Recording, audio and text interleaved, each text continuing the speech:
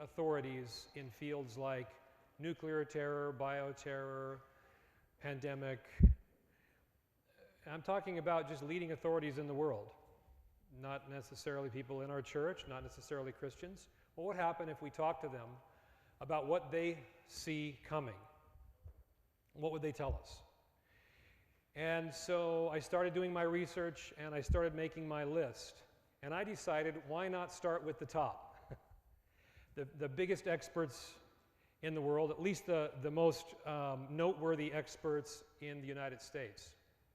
And I figured what will probably happen is they'll turn me down because, you know, who are we? But maybe they'll refer me to someone who I'll get a good interview with.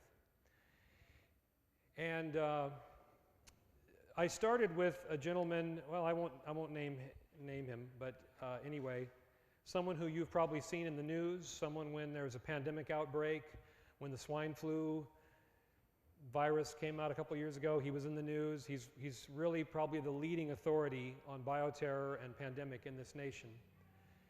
And as I tried to schedule an interview with him, I could see that I was in for some real challenges. Naturally, you know, he wanted to vet me. He wanted to know about me and who I was and what I was about.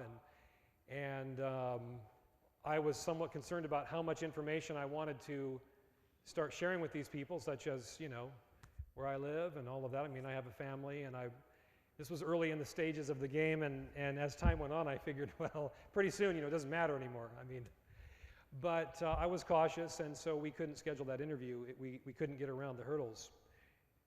But I kept working at it and finally started to get some bites when I would send an email. It took a lot of persistence.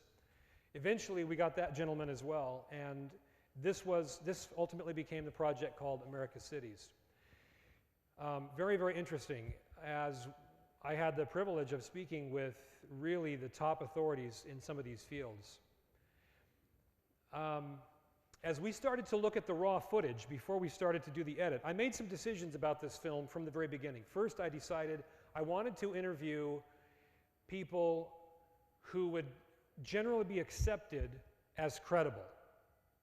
And I knew that doing that meant that I wouldn't get as much hype out the other end, because they're going to be guarded. They're going to be very cautious because of their particular status in the security community and all of that. But I made that decision early. I knew there were certain people I could talk to who would give me a fabulous interview, but some would question their credibility. So I made that decision early on. But what was remarkable is we started to look at the raw footage. I discovered something amazing. It was something that I had hoped would happen. I have a brother who's actually in the film industry, and he told me, Dave, if you're going to do a documentary, you have to be honest. You have to be willing to go where it takes you.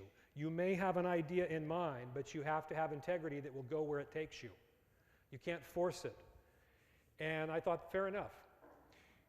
But where it took us was pretty amazing. Time and time again, as you listen to these authorities talk, it led to the same conclusion, that pretty much across the board, cities are not a place to be in a disaster. They all, not only did we get consensus from most of them on that question, but two of the people that we interviewed, one of the people that we interviewed was a former associate director of FEMA at the national level, and we interviewed him in his mountain retreat home. Very, very interesting project. The film, by the way, I decided not to narrate the film because narration is a great way to give it your own inflection, and I really wanted a piece that would have the integrity of what these people say without me interposing my view over the top of it. And so you can actually see the film trailer at americascitiesthemovie.com. At this point, I'm pretty happy to say that the film has gone into a lot of different hands. We had hoped that we would reach, my idea was that this could be a tool to share with not just non-Adventists, but even non-Christians. And the way we decided to bring the spiritual element in is that after doing these interviews, we end up with an interview of a family about how they have decided to respond to these challenges. And it just so happens that the family is a Seventh-day Adventist family. So still, without narration, without me superimposing anything over the top of the film, we're able to just strictly with interviews and sound bites put together, able to deliver a message. The reason I'm telling you the story about this film is that in the process of doing the film, I also interviewed some Adventist pastors and some people in faith ministries within the Adventist community. Ultimately, we decided not to use that footage in this particular film, but I want to tell you about something that was very interesting to me. I discovered that if I would ask a Seventh-day Adventist pastor if the out of the city's message is in the Bible, that, what shall I say, as likely as not, I would get an answer that was either no, it's not in the Bible, or, well, not really directly. And that was very interesting to me because I think differently, but I didn't want to coach the people that I was interviewing. I think it's a valid question to ask ourselves. Is the out of the city's message in the Bible? Is there a biblical imperative? Is the concept even there that there would come a time when God's people should get out of the city? And if so, where is that message? Because look, if this message is only in the spirit of prophecy, then that creates some challenges for us in sharing this warning message with the world. Now, I use material from the spirit of prophecy when I talk to non-Adventists. I'm just saying that, even she herself said that when we should establish our positions on the Bible without the use of her writings when we're doing evangelism, for example. You know that, right? By the same token, I don't mind quoting from her. We've done health seminars. My wife and I have done health seminars together where we've used her writings freely. I don't mind doing that. But I want to be able to establish the foundation for why I teach what I teach from the Bible. So I have good news for you tonight, and it's there. And I want to show that to you, and then we're going to drill a little bit deeper and see what unique perspective we as Adventists have. So I'd like to pause for prayer right now and ask the Lord to be with us in this study as we open His Word. If you'd bow your heads with me. Dear Heavenly Father, I just thank you so much for this wonderful Sabbath that we've had together, and here we are still meeting. The sun has gone down. We're entering a new week. We thank you for the blessings of the Sabbath, and we ask that you would be with us and bless us in this new week and help us to be in tune with your Holy Spirit.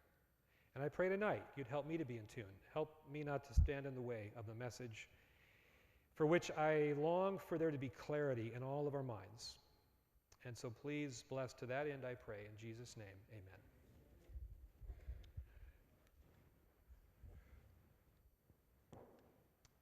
All right, let's take a look at where I believe we find the out of the city's message in the Bible. And Bliss talked about it a few minutes ago. We've talked about it before. Ben made reference to this as well. In Genesis chapter 19, we find the story of Lot. And in Luke 17, Jesus tells us that the experience of Lot and his family and the whole story surrounding the destruction of Sodom is a parallel to world events at the end and serves as an illustrative example of how we should respond to what's happening at the end. So we talked about this a little bit in our first session too, that as much as I think it would be so neat to see Lot and his family tiptoeing out over the crispy ruins, that wasn't the plan. If we're going to take a lesson from the story, the obvious lesson is get out of the way, get out of the city. So certainly we find it there. In fact, there are predominantly 3 cities in the Bible given to us as illustrations of God's plan at the end of time. And in each of those cases, we find this parallel concept. In Matthew chapter 24, we find, of course, This is the chapter in the book of Matthew that has signs of the end, right? Incidentally, that chapter is also, there's a unique understanding that we bring to the table that there's a dual application of Matthew 24, right? One for the destruction of Jerusalem and an application for the end of the world. That's important. And so, to me, it's very interesting. In fact, I missed this for a long time, even when I was preaching on the abomination of desolation in Matthew chapter 24. I missed this. You know, sometimes you can't see the forest for the trees. And what I missed was that here in the chapter that deals with the last days, the closing events of Earth's history, and the second coming of Christ, is a story about people who had to get out of a city. Isn't that interesting? I mean, let's just keep it simple. That right there in the description of signs of the end and the trouble coming upon the world is a story of God's people. They need to get out of Jerusalem. And yet we understand that Matthew 24 is talking about signs of the end, but do you catch the significance of that story tucked right there? If you don't catch the significance, then I want to suggest, chew on that. Think about that. Okay, so you've got the story of the destruction of Jerusalem and the need for God's people to get out of that city. And then we talked about Revelation 18. Babylon has fallen, and what's the appeal? Come out of her, my people. I got to tell you, as I was interviewing different people in ministry in the Adventist community, my eyes, I told you, I didn't load their gun, I didn't coach them, I didn't cue them. I just wanted to see what would happen if I asked these people, is the out of the city's message in the Bible? And you can imagine that my eyes just lit up one evening as I was interviewing someone. I asked him, is it in the Bible? And he looked back and he didn't miss a beat. He fired right back at me. Babylon has fallen, come out of her, my people. And it was just like, finally. Now that's not an isolated case. And let me remind you, I read this earlier, but let me read it again because I don't want to take away from the spiritual application of Babylon, the symbolic sense in prophecy. I'm not removing a thread of that. But I do want to add, if you haven't already had this in your thinking, I want to add this layer of a literal application in terms of what's going to happen in the cities in relationship to what the Bible says about Babylon. So again, we'll read this a second time here. Manuscript Releases, Volume 21, 91. Let all who would understand the meaning of these things read the 11th chapter of Revelation, read every verse, and learn the things that are yet to take place in the cities. Read also the scenes portrayed in the 18th chapter of the same book. And we talked about Revelation 11 and the cities of Sodom and Egypt. We talked about Revelation 18, the city of Babylon. And Mrs. White is saying, learn the things that are yet to take place in the cities. There's a literal application. So most definitely, it's there. But now let's push this into a sharper focus. Because I'm assuming that you're with me on this idea that in the last days, this becomes a more urgent issue. That in the stream of time, this hasn't necessarily been. In fact, we're going to read some statements where Mrs. White said, the time would come. So it hasn't always been such a high priority matter or even something that necessarily had to be on the list. Why now? Or, better question, how do we know when? When is the time? In Adventist circles, I find that seems to be argued more than whether or not we should get out, it's when. And there are plenty of voices now saying, not yet. And I want to chime in and add my voice to those who are saying we're running out of time to do it. Now, to the question of when, I first want to look at this in a broad sort of just the principle of it, because I think that's most valuable to us. That'll set a foundation we can build on. So in Matthew chapter 24, in verses 15 and 16, it talks about this abomination of desolation. If you compare that to Luke chapter 21, parallel passage, there we find Jesus stating that what that would look like, what that abomination of desolation standing in the holy place would look like, could also be described as the Roman armies surrounding the city of Jerusalem. You remember that? That's in Luke 21, I think 21, 20 or 21. So when the Roman armies would surround Jerusalem, that would be the sign. Now, here's the question. What would the application be to our day? Now, in a few minutes, I want to actually I want to work with the advantage that we have as Seventh-day Adventists, what we can bring to the table to bring this into really sharp focus. But how would you share this? Could you share this concept? Could you share the Out of the Cities message and the timeliness of it now to someone who doesn't know about Ellen White and who's not yet in a position to embrace her authority? Could you do it? I want to suggest you can, and here's how. Because when the Roman armies surrounded Jerusalem, if you think about it in a broader sense, when they planted those standards in the holy ground around the walls of the city, they were signifying that they're going to take the city. That was a threat to the liberties of the inhabitants of Jerusalem, right? They didn't actually take the city initially, and we're going to talk about this more. There were two sieges. First siege, they didn't actually take the city. It was a threat to their liberties. And right there lies the key to understanding the principle for the timing to get out, especially if you live in the United States of America. Now, we could point way back, and we will look back in a few minutes with the advantage of the lens of the Spirit of prophecy to see this happening even a long time ago.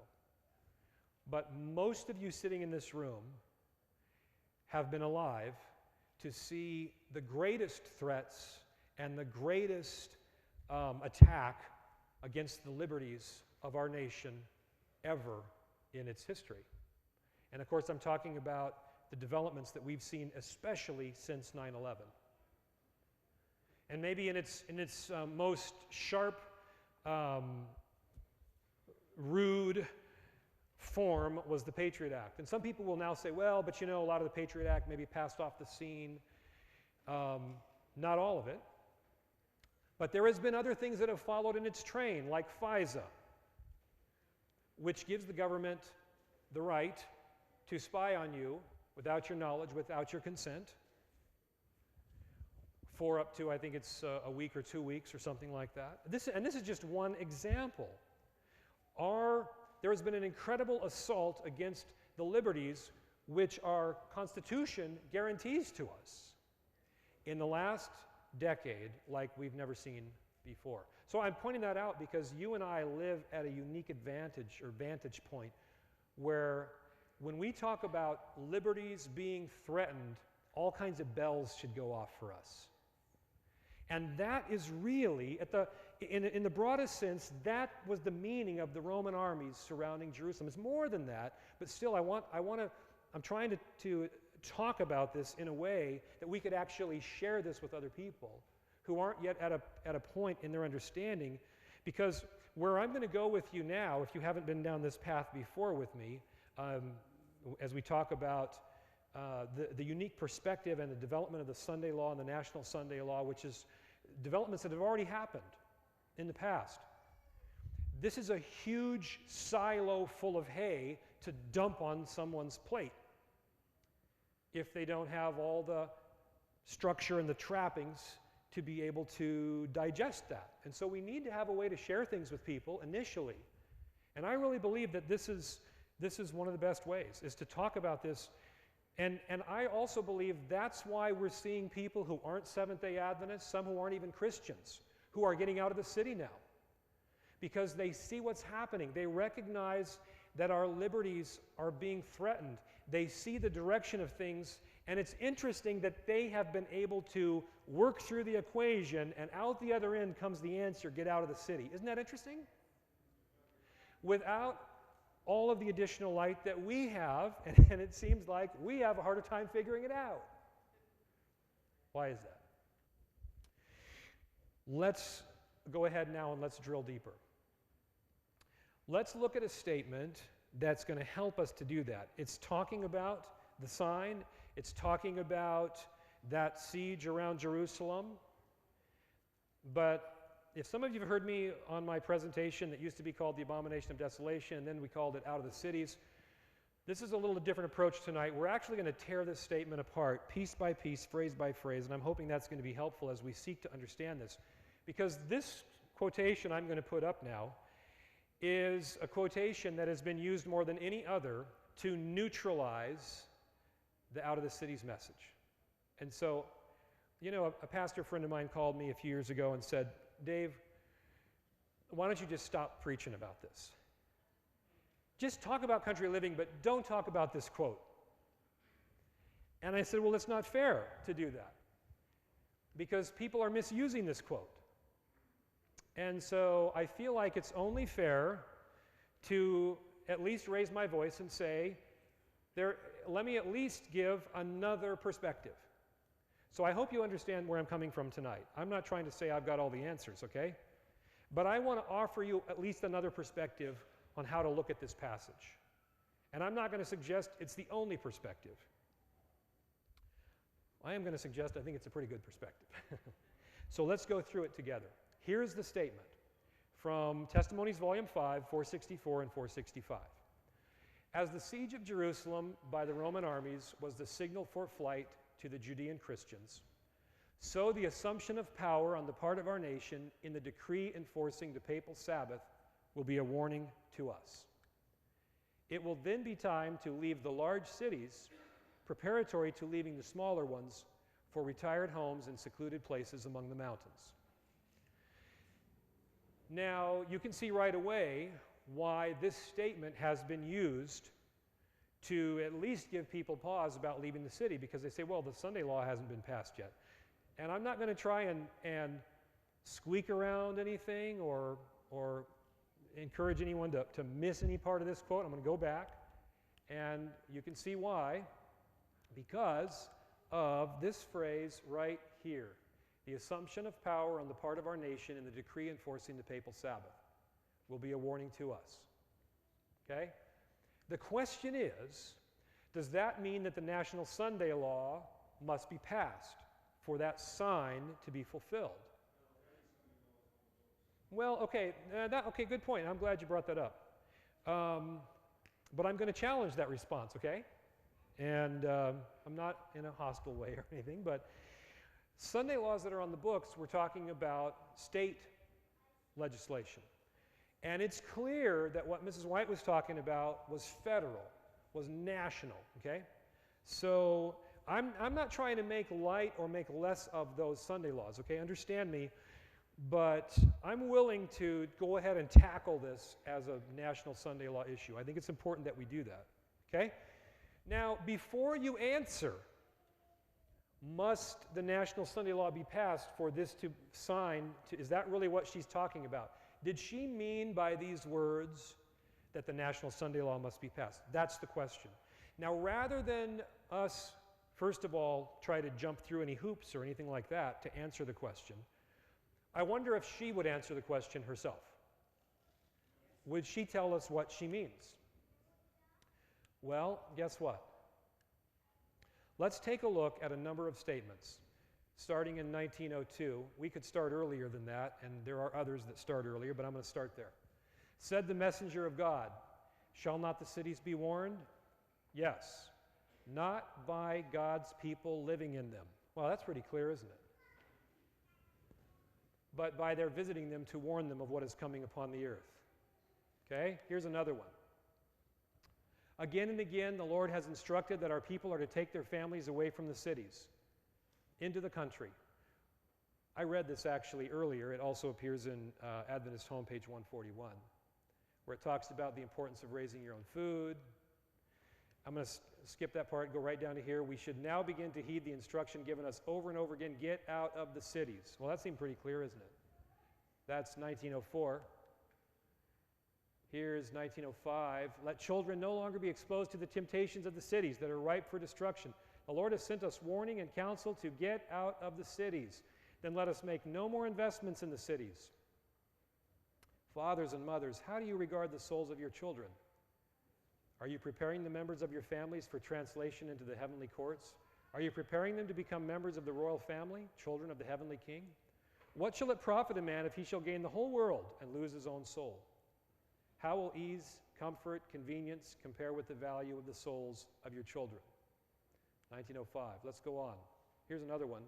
1906. I'm sure you've seen this before. Out of the cities, out of the cities. This is the message the Lord has been giving me. The earthquakes will come, the floods will come, and we are not to establish ourselves in the wicked cities where the enemy is served in every way and where God is so often forgotten. Here's another one. The instruction is still being given, move out of the cities, 1907. Here's one, 1908. Who will be warned, we say again, out of the cities? So now let's ask that question I asked a few minutes ago. When she said the assumption of power on the part of our nation and the decree enforcing the papal Sabbath will be a warning to us, was she saying that the national Sunday law must be passed before we have the sign to get out? Let me answer it this way. I think it's important that we walk through it like this, because this is what people are suggesting. To suggest that what Mrs. White meant was that the sign to go is after the Sunday law and not before would be to suggest that she's totally confused. Because I just read you a whole bunch of statements, and there are others I could have read, where she said, get out of the cities. It's time. To suggest that that statement in Testimonies Volume 5 doesn't really mean get out of the cities. What it really means is wait for the Sunday law is confusion. So if we can't figure out anything else, we should recognize right there, there's a problem. Okay, well, I don't believe she was confused about this. But we need to follow a principle of understanding. By the way, are there ever times in the Bible where a statement or a scripture could be used to make a case on the wrong side of something if you don't include everything else that the Bible says? Can you give me an example?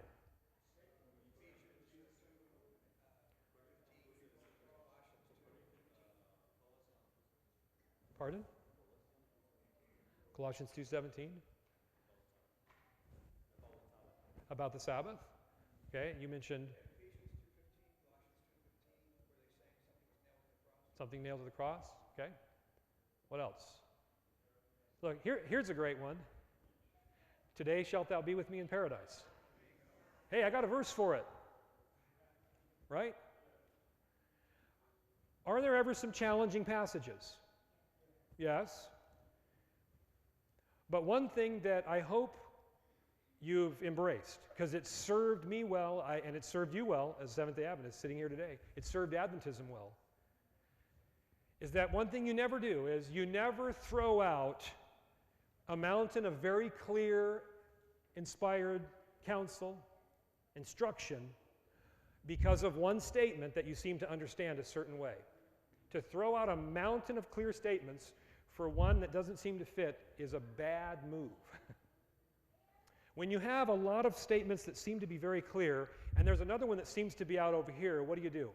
You go back and you look at it in the light of everything else and see, is it possible that I'm misunderstanding this one, that I need to look at it differently so that it will line up with everything else? Listen, Adventism was built on that approach to interpretation of the Scriptures, right? We line them up. And some people don't like that, you know. It's just, why are you always proof texting? That's why. Because if you try to build something on one statement, you can build all kinds of things. Okay? So, can we take a look at this? I want to take this phrase by phrase, this statement from Testimonies Volume 5. And I'm asking a question. Is there an understanding of this statement that would allow me to keep all the other statements on the table too, to keep everything on the table? Okay? So let's go through it. We're going to follow this. By the way, I think this is an interesting statement. No, what I'm talking about, the approach to Scripture interpretation I just was waxing on about, we sometimes refer to that as line upon line, right? Precept upon precept, Isaiah 8:20. And Mrs. White said we should do the same thing with her writings. Did you know that? The testimonies themselves will be the key that will explain the messages given as Scripture is explained by Scripture. So what did she say? If you don't understand something I said, if it doesn't seem to work, look for everything else I said and put it all together. It's a safety. Put it together. Okay? So let's do that. Let's take it phrase by phrase. The first phrase, as the siege of Jerusalem by the Roman armies was the signal for flight to the Judean Christians. Now this is interesting. I alluded to this story. I'll say a little bit more about it right now. And in Luke 21, verses 20 and 21, it says this, "When ye shall see Jerusalem compassed with armies, then know that the desolation thereof is nigh. Then let them which are in Judea flee to the mountains." So there's the sign for the inhabitants of Jerusalem.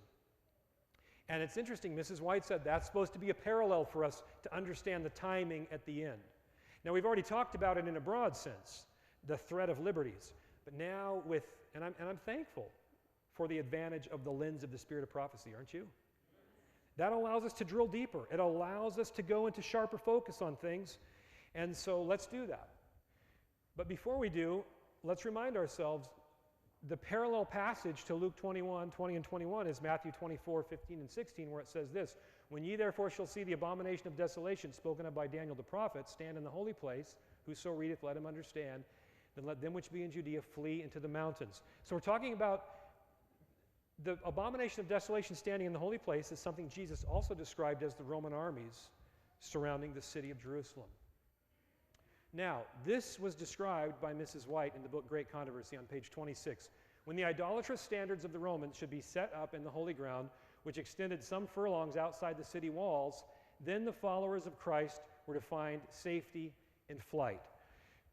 So you see, when the Roman armies came, they had these standards that they were signs that had Roman deity on them, and they planted them in the holy ground. Now, the holy ground was an area that extended beyond the city walls. And not to be confused, some people get this confused with the holy place of the temple. No, this is the holy ground which extended out beyond the walls of the city of Jerusalem.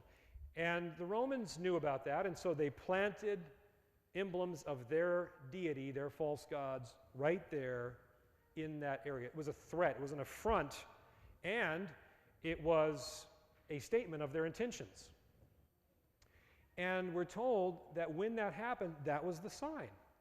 Christ's followers inside would see it and they would recognize that that was the sign. Well, this is where, and Mrs. White gets into this in the first chapter of Great Controversy. So if you want to understand this better, just read that chapter. It's an interesting story. And many people aren't aware that there were actually 2 sieges. This happened twice. The sign to get out of the city came in AD 66 with a general named Cestius, Roman general Cestius. And what we read is exactly what happened. The Roman standards were planted in the holy ground. So Christ's followers in the city saw this is our sign, but now they have a problem. We can't get out because the city is surrounded, right? Well, one day, for no apparent reason, at least to the people in Jerusalem, the Roman armies took off. They left. And of course, Christ's followers recognized this is our opportunity. The interesting thing is that the Jewish armies chased after the Roman armies and almost routed them in battle, which unfortunately made them all the more brazen and bold later and unwilling to give in, to surrender. But anyway, as those Roman armies first coming in, sweeping the countryside, and then the battles, the skirmishes that followed as the Jewish armies chased them out, this really kind of opened up the area for the Christians to get out. And they went to a little city in the mountains. The little city's name was Pella. Kind of interesting, huh? From a big city to a little city. We see that pattern again. It's interesting how these patterns play out. So that happened in AD 66. Well, I haven't been able to put my finger right on the dates. Someone just told me you did a book on the abomination of desolation, and maybe you've been able to nail the date down. But it appears to me it's approximately 3.5 years later, but I haven't been able to nail it down to exactly 3.5 years. Maybe that's not important, but I'm just that kind of guy. I'm looking for... Okay? Approximately 3.5 years. The Roman armies come back. but this time under a different general, Titus. And now, what's happened? Well, you can read the description in Great Controversy. When the Roman armies came back, because of a lot of fighting and some famine and all of that, the food sources had been depleted in the city, and they were nowhere near being prepared for another siege. And so what followed is just horrible, and you can read the descriptions in the first chapter of the book, Great Controversy. It's just such an intriguing story then of how the soldiers of the Roman army they see what's happening, and they actually want to put a stop to it. They want to put a stop to what's going on inside, and they're practically begging Titus to let them go in and take the city. And finally he says, okay, but don't hurt the temple. I mean, it's like one of the wonders of the world here. Save the temple. And essentially what happens is when his men entered the city at that time, he lost control of his own men. They, took into serious fighting inside the city. You can read about how Jews fled to the temple for safety, and Josephus says that blood flowed like water down the steps of the temple. And then in the book Great Controversy, in that first chapter, you can read this intriguing account of this soldier who goes into the temple and he's just in awe. And he's got that firebrand, and it's just like he just can't hold back. He just can't help himself. And he throws that flaming spear in, and soon the whole temple is lit ablaze. And she describes the white faces on the wall and the sounds of the screams and the moans and the thousands of people that lost their lives. And then she says this, not one Christian perished. And she quickly adds, because they saw the sign. They left the city. So that's our rule. That's the parallel that Mrs. White points us to. And she's drawing some kind of a parallel, obviously, about the Sunday law, but what? How do we bring that together? Well, let's keep going. Because we have to ask ourselves the question, if there's a modern-day parallel, then we should look for a modern-day Rome, right? Because that was pagan Rome I'm talking about, so I'm dealing with a bunch of advanced Adventist prophecy scholars here, right? So pagan Rome handed the scepter of power to Papal Rome. And the activities of Papal Rome are described in Revelation 13, beginning of the chapter there, first part, as this seven-headed beast. But what's interesting is, what would be the sign? What would be the standard? What would be the standard? The Roman armies, the pagan Roman armies, had their standards that they planted. So what would be the standard in modern times? Now this is interesting to me. I don't recommend that we try to do our prophecy learning from Rome, okay? But it's interesting to me that they themselves will tell the answer. I just find that interesting. It's like, you don't have to be a rocket scientist. You don't have to, be a master in biblical languages. Even this power, described as that seven-headed beast in Revelation 13, they will tell you. They will tell you what it is. So let's read it from their own sources. Of course, the Catholic Church claims that the change, talking about the change of the Sabbath, was her act. And the act is a mark of her ecclesiastical power and authority in religious matters. Isn't that interesting?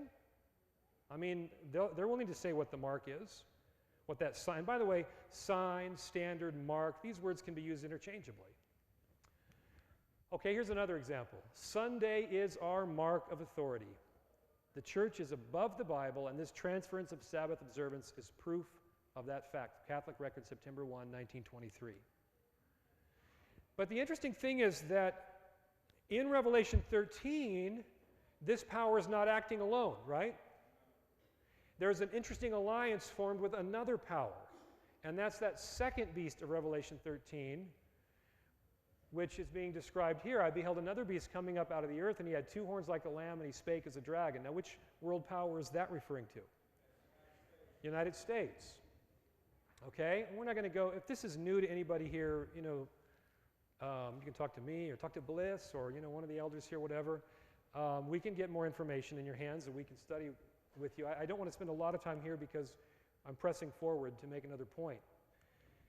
So let's go back now to the description of the siege of Jerusalem, that first siege, and the sign, the standards. And I want you to notice the language, and we're going to see something very interesting here.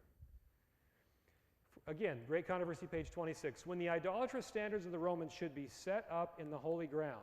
Now I want you to notice, idolatrous standards set up in the holy ground, which extended some furlongs outside the city walls, then the followers of Christ were to find safety in flight. Now, has modern Rome, or this alliance, done anything for which the same kind of language could be used? Idolatrous standards being set up. What do you think? Well, I expect you to say yes. But rather than getting your word for it, or my word for it, maybe we should ask Mrs. White. Would she use that same language to describe anything else that's happened? This is really interesting. Look at this. This was in 1897. That's a long time ago.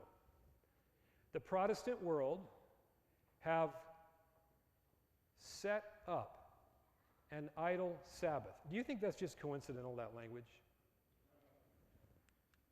Set up an idol Sabbath. Let me back up. Idolatrous standards set up. Protestant world has set up an idol Sabbath in the place where God's Sabbath should be, and they are treading in the footsteps of the papacy. Now look at what she wrote next. For this reason, I see the necessity of the people of God moving out of the cities into retired country places. Is that amazing? Identical language. Now I recognize that's a long time ago. That's 1897. The question is, what was she talking about? I mean, you realize this could be the key that unlocks the trouble that we otherwise would have with that statement in Testimonies Volume 5 that we're working on. So let's keep going. We're going to find out. Let's keep going on that statement. Let's go to the next phrase. So, the assumption of power on the part of our nation. Let's stop right there. Let's take it phrase by phrase. The assumption of power. Now, what does that mean? Well, why don't we let her tell us what it means? We're trying to follow that rule. You know, you let the Bible explain the Bible, you let Mrs. White explain Mrs. White. What does she mean by that? It turns out she's used very similar or the same language in other places. So let's see what she says, how she uses it. There must be no assumption of power. There it is. On the part of God's chosen people. Those who take their orders from Christ must not seek to compel others to obey the law of Jehovah. So what does it mean to assume power? It means to seek to compel others. In this context, she's even talking about seeking to compel others to do what's right. Isn't that interesting? But still, she's saying that's an assumption of power. To seek to compel someone to do something is an assumption of power. Notice, we'll use another example here from her writings. The Creator has, with His own authority, given you His Sabbath to observe, and yet human agencies will attempt to set aside the seventh-day Sabbath, which commemorates God's holy work of creating the world in 6 working days and resting on the 7th day. How can men dare assume the authority? There it is again. Of Jehovah. Now it's similar language. It doesn't say power, it says authority. Same kind of context. Assume the authority of Jehovah and represent themselves as God to change times and laws. So to seek to compel someone to do something, even if it's right, or to dare to represent themselves as God to change times and laws, these are assumptions of power. Okay? Here's another one. This is really interesting. So it will be again, but it is over the 7th-day Sabbath that the battle will be fought. The authorities of this world will rise up in their pride and power to make laws to restrict religious liberty. They will, notice the language, assume a right that is God's alone, and like Nebuchadnezzar, will think that they can force the conscience which only God can control. Now notice the next phrase. Even now they are making a beginning. You catch that? Whatever she's talking about, she's saying that it was present tense in her day that an assumption of power, an assumption of authority was taking place. A beginning is being made.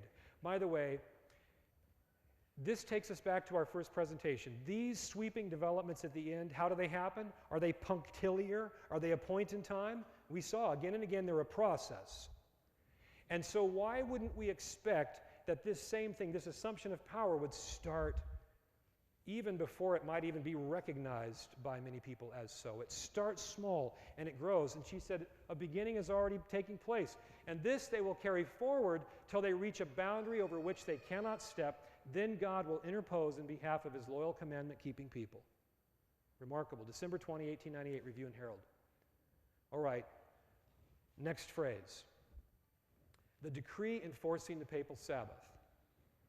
Well, you say that's pretty straightforward. Why do we have to define that? Well, because so many people think that that has to be when the National Sunday Law is passed. Did she ever use this phrase in present tense before the National Sunday Law is passed? Let's see. In the very time in which we live, the Lord has called his people and has given them a message to bear. He has called them to expose the wickedness of the man of sin who has made the Sunday Law. What Sunday law? Had the Sunday Law passed yet? No, but she called it a Sunday law. A distinctive power who has thought to change times and laws and to oppress the people of God, who stand firmly to honor him by keeping the only true Sabbath, the Sabbath of creation, as holy unto the Lord. Testimonies to Ministers, page 118. Here's another one. Counsels to Writers and Editors, 98. We should now be doing our very best to defeat this Sunday law. The best way to do this will be to lift up the law of God. Make it stand forth in all its sacredness. This must be done if the truth triumphs. She used the phrase Sunday law before there was a national Sunday law passed. She used it. Here's another one. The decree enforcing the worship of this day is to go forth to all the world. In a limited degree, it has already gone forth. Wow. The decree? In a limited degree. See, that shouldn't surprise us now, because we know the pattern. It starts small and it grows. It starts in a limited way. The first siege was only a siege, and then a retreat.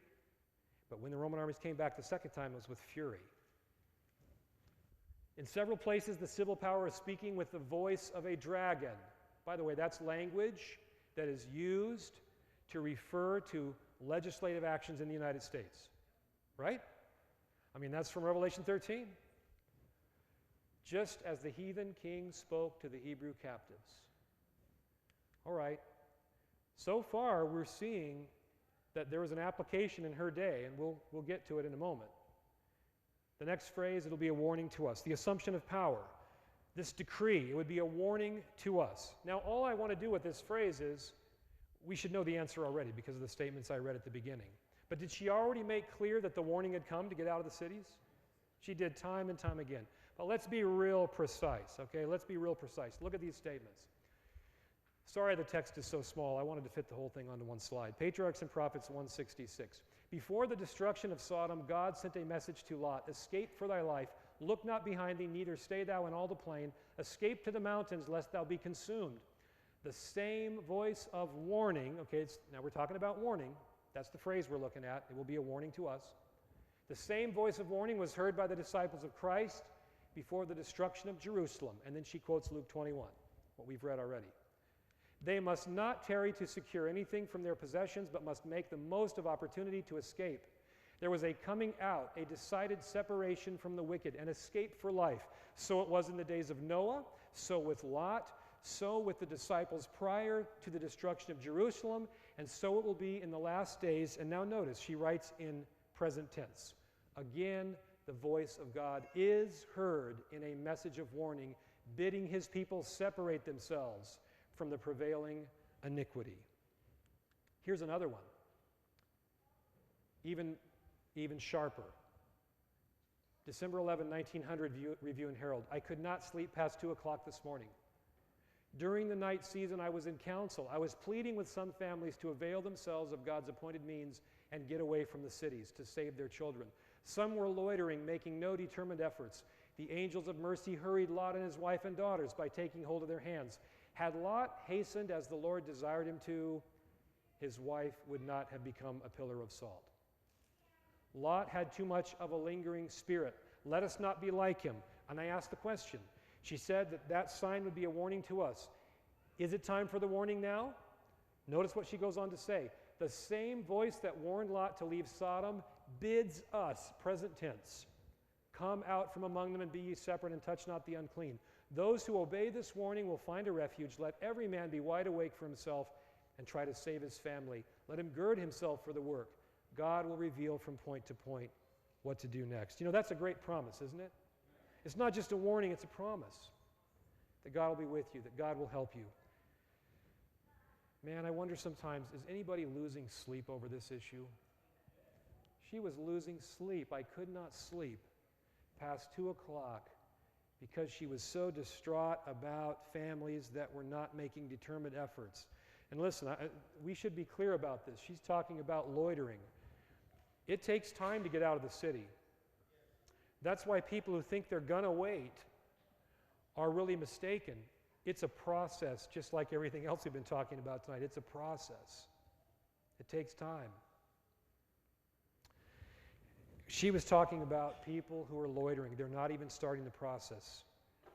If nothing else, when you leave here from this meeting tonight, the next meeting, start the process, man. Get started. Don't loiter. All right, it will then be time. I'm going phrase by phrase. It would be a warning to us. It will then be time. And you know what comes next? To leave the large cities. The question is, because people have tried to make this statement that we're taking sort of bone by bone, piece by piece, people have tried to make it say, not yet. This is a simple question. She says it would then be time to leave the large cities. Did she ever say it was time? Well, we read a bunch of statements, but let's be sharply focused. We're doing almost like, word comparison here. Did she say the time has come? Notice this. The time has come. When? As God opens the way. Doesn't that sound like that siege around Jerusalem? Backing off, the way is open so the people can leave. The time has come when, as God opens the way, families should move out of the cities. The children should be taken into the country. The time has come. That was in 1903. Now, let's take another look at this. The Protestant world have set up an idol Sabbath in the place where God's Sabbath should be. They're treading in the footsteps of the papacy. For this reason, I see the necessity of the people of God moving out of the cities into retired country places. When was that? 1897. Now, we read it before, but what I'm trying to do now is let's try to get our focus. What was she talking about? Whatever it was, it happened before 1903. There's another statement I'll read in a while, 1900, get out of the large cities as fast as possible. And that's the first thing you're supposed to do when you see the sign, right? According to Testimonies, Volume 5. Had to be before that. And now we see it's got to be before 1897. Whatever it was she saw happen before 1897, what was it? This is really interesting. So let me take you back to the year 1888. Most Adventists know about 1888 because of what? Jones and Wagner, Minneapolis. The General Conference session, the delivery of the message of righteousness by faith to God's people. But it's interesting, most people don't know that at the end of that General Conference session, there was a critical meeting among church leaders because there was a serious development afoot in our nation's capital.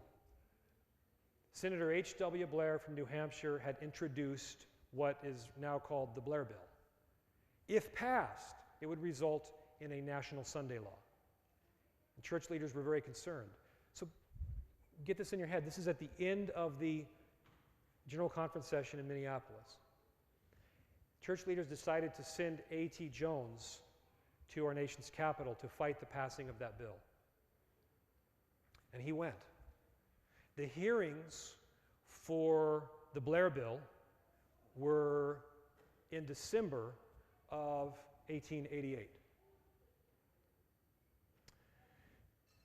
One of the largest organizations, maybe the largest organization, backing this movement, backing the Blair Bill and the idea of a Sunday law, was an organization referred to as the NRA. Have you heard of them? But it was different. It's not the National Rifle Association. It was the National Reform Association. Sometimes when Mrs. White talked about this, she would refer to it as the National Reform Movement. But here's the point. How significant was the Blair Bill. See, the problem is, in the passing of time, and now we're years downstream, and most Seventh-day Adventists don't even know there was a Blair Bill. They don't even know what it was. A pastor, a Seventh-day Adventist pastor, in having a discussion with me about this, referred to the Blair Bill as the abortive Blair Bill. Why? Because the Blair Bill ultimately didn't pass. I think we should be really careful minimizing the importance of the Blair Bill. Why? Because of what I'm going to read to you right now. Keep in mind, the hearings of the Blair Bill, December of 1888. January 1, 1889, days later, in the review, we find this statement published from Mrs. White. We must show to the world that we recognize in the events that are now taking place in connection with the national reform movement. Remember, I told you about them. She's talking about the Blair Bill discussions.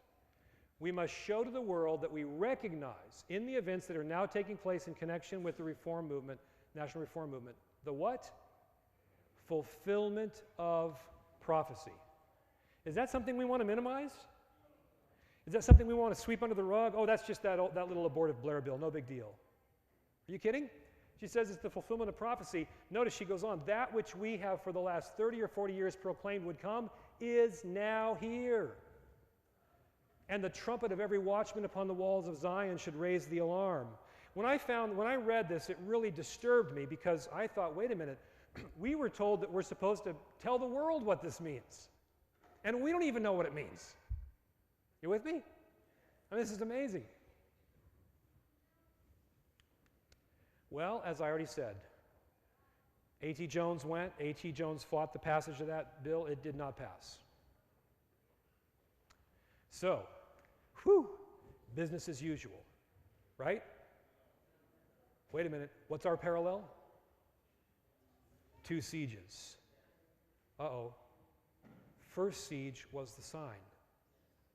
There's another siege coming. Could there be? On our website, backtoenoch.org, if you go to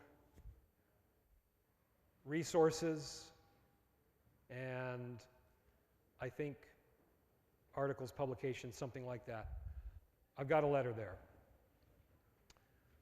A friend of mine subscribes to the Lord's Day Alliance magazine. Have you ever heard of the Lord's Day Alliance? Yeah. Do you know that they had a different name years ago? I don't remember now what the name used to be. It wasn't the National Reform Association. It was a different name. That other organization or that other name was with the National Reform Association in pushing the Blair Bill.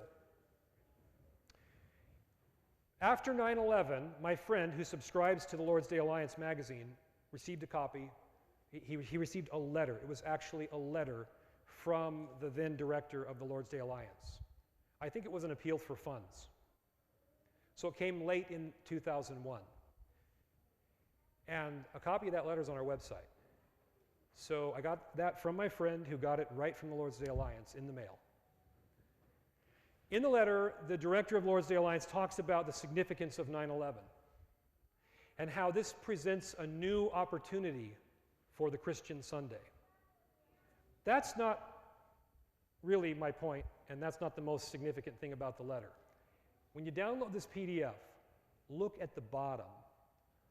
On the letterhead itself, along the bottom, it says, "Serving the world and the churches since 1888.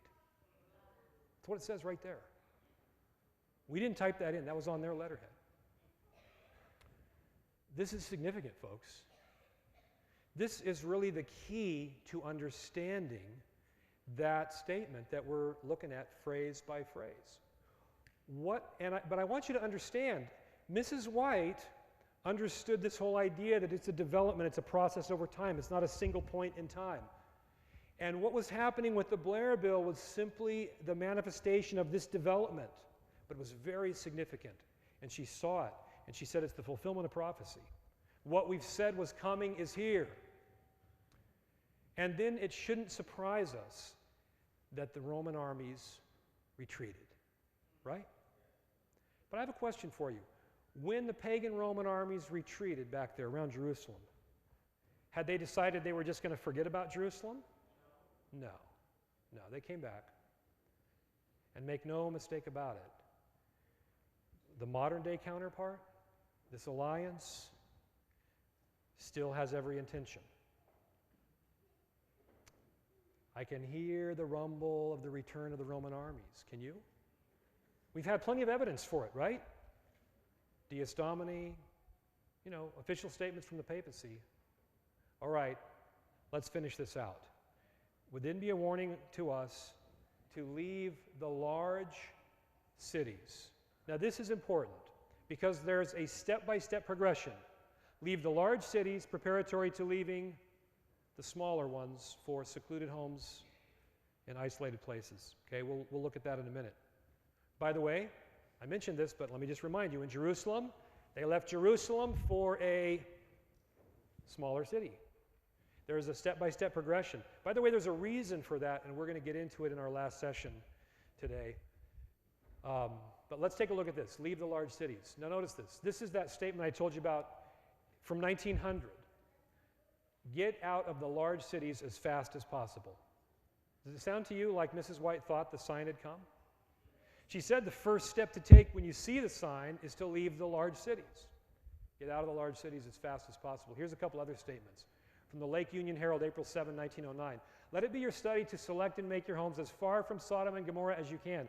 Keep out of the large cities. If possible, make your home in the quiet retirement of the country. Now, a pastor actually shared this quote with me one day to explain why he was still in the city. Because he said, it says if possible, and for me it's not possible right now. But he missed the whole point. What was clear is get out of the large cities. And then she goes on to say, if possible, get even further than that. Did you catch the meaning? If possible, get out of the small ones too and go to a quiet retirement of the country. Very interesting. Okay, here's another one. Human wisdom has urged the advantage of remaining in Battle Creek when the Lord has said, go, make plants in various places near to but outside the large cities. From Publishing Ministry 186. Another one. I've received much instruction regarding the location of sanitariums. They should be a few miles distant from the large cities. Selected Messages, Volume 2, 291. Okay, finally this last phrase, preparatory to leaving the smaller ones for retired homes and secluded places among the mountains. I'm going to have more to say about the rationale for this step progression in our next presentation, so I'm not going to say too much here. So let's summarize what we've seen. First of all, Mrs. White drew the parallel between the siege around Jerusalem and the sign to leave the cities at the end. Her description of the events surrounding the Sunday Law movement of the late 1800s was almost word for word identical to her description of the first siege around Jerusalem, and we looked at that. So this is just a review. Number two, inspiration makes clear that the assumption of power was already being witnessed in Ellen White's own day. Inspiration further states that the decree enforcing the papal Sabbath had already gone forth in a limited degree. Remember we read that statement? A reminder of the first assault by Rome on the city of Jerusalem, which was limited to merely a siege of the city. Number four, Mrs. White herself likened the warning in her own day to the warning sign which was given to the disciples in Jerusalem, as well as the warning message sent to Lot in Sodom. Number five, following the Sunday law developments of the late 1800s, the prophet explicitly stated that the time has come with reference to the need to get out of the cities. Furthermore, she specifically pointed to the Sunday law developments as the reason to do so. And six, following the Sunday law developments of the late 1800s, Mrs. White gave explicit counsel to leave the large cities, the first step we were instructed to take when the sign should appear. We need to remember something, and that is, it's Jesus that's calling you to get out of the city. And he told us something in his word. Well, it's in an epistle written by one of his apostles. Faithful is he who has called you, who also will do it. I want to encourage you tonight. God has a place for you. He has a plan for you to get out. And it's time. I've done my best this evening to try to build this layer by layer so that we really have kind of a more systematic approach. I want you to understand it. I wanted you to understand the framework, the setting. That's why we started with an overview of end-time events. And now we focused in on this issue. But I don't want to stop there, because there is a very important question, and that is, what about city evangelism? And we've got to address that question. I don't think it's fair to talk about this without talking about that. So we're going to do that in our next session. But I also want to say this. Years ago, there was an interest in getting out of Battle Creek. And Mrs. White wrote a letter of caution, telling people they needed to move wisely and systematically. And this has become more and more of a burden on my heart to help people develop a strategic approach to get out. I believe it's essential that you follow a strategic, systematic approach. The Apostle Paul said, let all things be done decently in order, and that goes for this too. I've been involved in this country living thing for more than 12 years now. It's been a great blessing. We've traveled around the country. We've traveled to other countries sharing this message. And I've had the opportunity to see people not follow a strategic approach and fail miserably. And it's not a light matter. For some people, it becomes a crisis of their faith. And Mrs. White warned that would happen. She said some people, they made precipitous moves, they didn't plan wisely and work strategically, they would cause a crisis for their whole family and cause people to blame God for the whole thing. I've seen people lose large sums of money and investment because they moved unwisely. And I don't believe God is calling us to do that. Tomorrow morning, I'm going to be going through some steps, a strategic approach that I think is critical. But I also want to say this, because some of you may not be able to be here tomorrow morning. And whether or not you're able to be here tomorrow morning, I'm only going to be able to drill down so far into this while I'm here, and there is more that I want to share with you, and here's how I can do that. If you'll write down this website, countrylivinguniversity.com. Right now, I have a free video series that we're actually producing. We're editing. We're in the editing stages of it, but the first video is up. The next video is going to go up on Monday. And that's where I'm really going to drill down deeper into this strategic approach. And this is a free video series. So really, we're putting it out there for you. countrylivinguniversity.com/video-series. Okay, video series with a dash in between the two words. Video-series. countrylivinguniversity.com/video-series. If you put your name and your email, you'll see me, yours truly, there on top of a mountain over our property, the place we live right now. We're actually, this is kind of interesting to you, we recently sold, I think it'd be interesting to you, maybe not, but we recently sold our country property. Did you know that? Yeah, sound crazy? We had an opportunity to get completely out of debt. We had a mortgage on that property. And I got to say, I never knew how good that would feel. We're currently renting a place in the country, and you'll see that place in these videos, on 10 acres up in North Idaho, beautiful setting. We're looking for another place, and I'm telling you all this because I want to encourage you. We're starting over. We've been doing this for more than a decade, but we're starting over. I've had people, someone came and asked me a few minutes ago, is it too late? And I told her, no. I've had people tell me it's too late. My friend, it's not too late. And Dave and Laura and Allison are starting over. You can start too.